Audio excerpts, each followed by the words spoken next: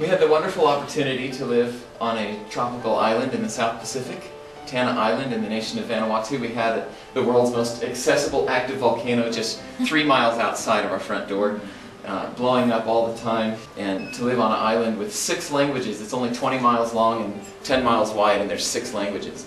But despite the fact that there are so many different languages, they're actually fairly homogeneous. Most of the people lived very simply in bamboo huts and had 2nd or 6th grade educations, and their worldview is fairly homogeneous. Their animistic background believe in divination and sorcery and witchcraft and shamanism and perform magic for their gardens to grow and such. Despite the fact that they're so homogeneous, we noticed that there were 2 very different types of people going to church. The first was the custom retainers, I would call them. Custom is the animistic worldview and practices on Tanna Island. For instance, this man Charlie, he has his hidden breadfruit stone in the garden. He keeps it in a canoe that he goes out and performs magic on for his clan, and then that would ensure a good breadfruit harvest. The church sent him out and sanctioned this. They prayed, God, would you bless Charlie's magic as he performs it on the breadfruit totem so that we would have a plentiful harvest. And he's also a leading elder in the church. So we would see these churchgoers were retaining their custom behaviors. And then on the other hand, we had custom relinquishers like Pastor Peter, who just a couple miles down the road from Charlie says, oh, that's all fake.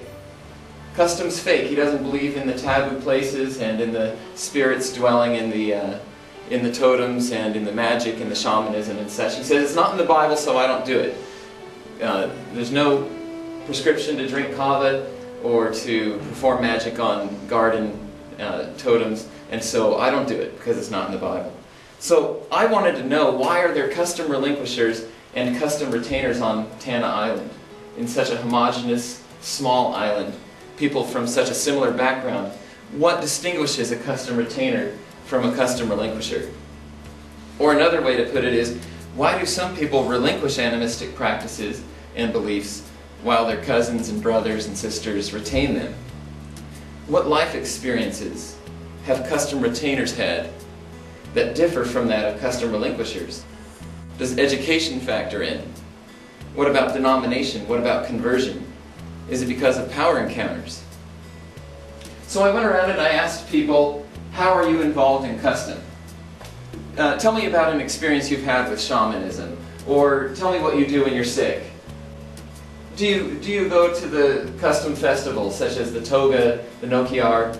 Do you go to the all-night dances and such? And so people began to give me their answers of how they were involved in custom and what their church attendance was like, and how they experienced the Christian life. And what I began to notice is there are 10 differences between custom retainers and custom relinquishers.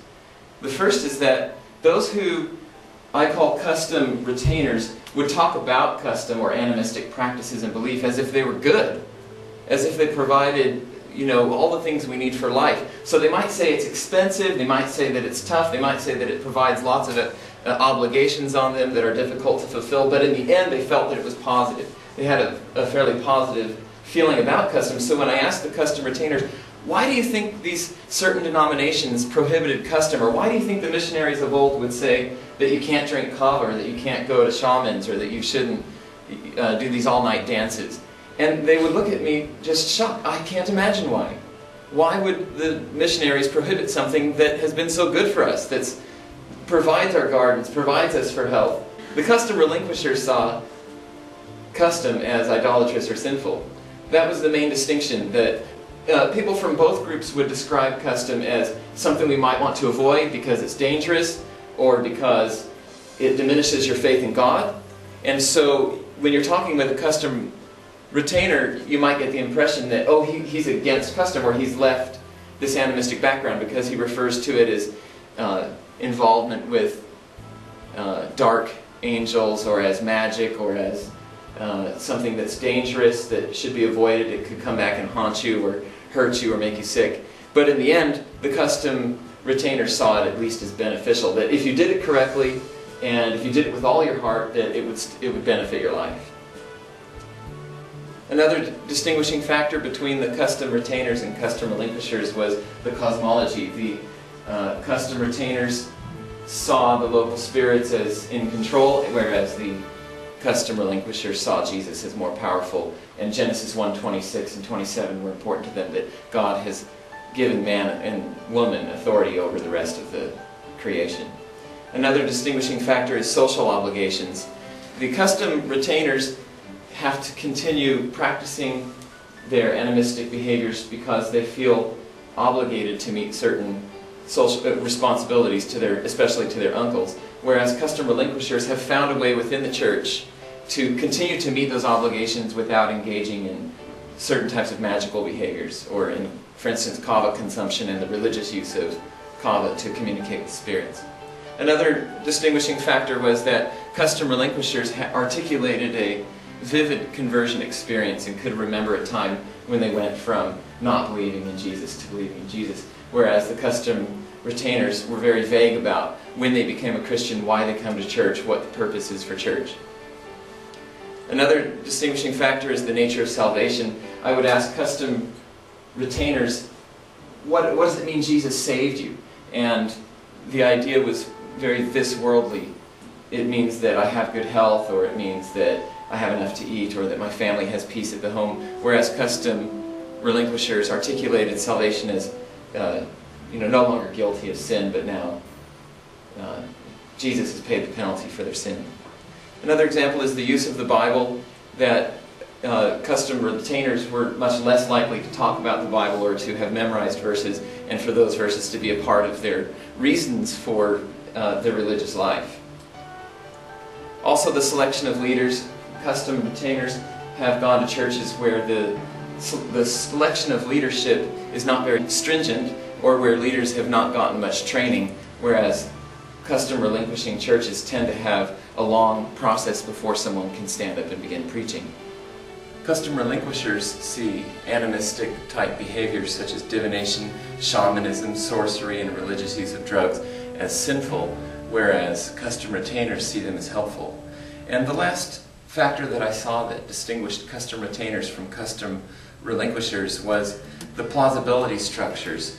Custom retainers were likely to look at the myths or at the knowledge of their ancestors as plausible criteria for evaluating the truthfulness of claims, or of the feasibility, or of logical consistency, whereas custom relinquishers were more likely to use scientific knowledge, empirical knowledge, or the Bible as a criteria for evaluating the truthfulness of something. So once I had these 10 factors, I began thinking about each of the participants that I interviewed in this study. So I took these 10 factors that distinguishes custom retainers from custom relinquishers, and I gave them a numeric value of 0 to 4. And on the gospel response continuum, I asked about the practice of magic and the theology of a local cosmology, and how they see the totemic system and a conversion experience to Christ, and what the purpose of church is, what the nature of salvation is, the use of the Bible, leadership selection, and functional substitutes, and a plausibility structure. And I began assigning a numeric value to each of these 10 factors. But the degree to which someone has responded to biblical Christianity, or the degree of the gospel response, is really only half the story when it comes to contextualization. The other set of factors we need to think about are the degree of cultural integration. And I began looking at missiological literature to come up with 10 factors that are good indicators of a culturally integrated church. So I also created a way for a value from 0 to 4 to be assigned to each of those factors. Whether the church is independent, self-multiplying, self-propagating, and self-governing, and whether there's functional substitutes, use of local models of leadership, local musical instruments, the local language for liturgy, the local pedagogical style, local architecture, local metaphors, and functional substitutes. And so by assigning a numeric value for the degree of cultural integration, as well as the degree of a gospel response, I was able to come up with a two-dimensional model here. and to plot each of the participants. So I found that there were mixers who had a high degree of cultural integration but a low gospel response. In other words, that's what we typically mean when we talk about tribal churches that are syncretistic. And churches with a low cultural integration and low gospel response were the separators. Churches with a high gospel response but low cultural integration are the transplanted churches. And then churches with a high gospel response and a high cultural integration are the contextualized churches. And the good news is that there are many people throughout the island who fit squarely into the contextualized spot. Once I plotted the individuals, I could also plot the denominations. And so now we can see how well churches are doing at being contextualized, or whether they tend to be mostly separated or mostly transplanted, or whether they're just difficult to map because people tend to be all over the map within that denomination. The idea is that this model could be helpful to churches to see how they're scoring as they plot people in their church, not by asking them those exact questions, but through their knowledge of people's experience with custom and understanding of the gospel and the degree to which the church is integrated into the culture, and to see what areas do they need to focus on to become either more culturally relevant and move themselves more over to the right, or to become more gospel focused and move themselves higher up on the chart, to move themselves into the contextualizing square. I'd like to just go through the characteristics of each of these types of churches I've found. The first is the transplanters. The transplanters rely on foreign money and leadership. They have conversion without depth. There's little understanding of the why behind the functional substitutes. They have their preference for a certain foreign language Bible or language of wider communication, such as the King James only Bible. Or they sing hymns only in English. And the felt needs, such as having a productive garden or being free from sickness, are largely ignored. The separators, on the other hand, their animistic beliefs are not addressed. Conversion is not emphasized. They don't observe functional substitutes. They rely on foreign language for liturgy and doctrine, and the felt needs are ignored. The mixers are highly culturally integrated but low on gospel response, so their animistic beliefs are mixed with the church life.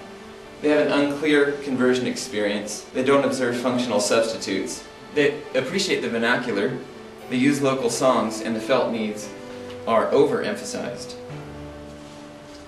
And then the contextualizers, where we want to be, or where we want our churches to be, have a clean break from animism, have conversion with depth. They understand functional substitutes, appreciate the vernacular, use local songs, and the felt needs are addressed. My hope is that the gospel culture assessment tool can be used by the churches to create churches which fit squarely into the contextualized grade.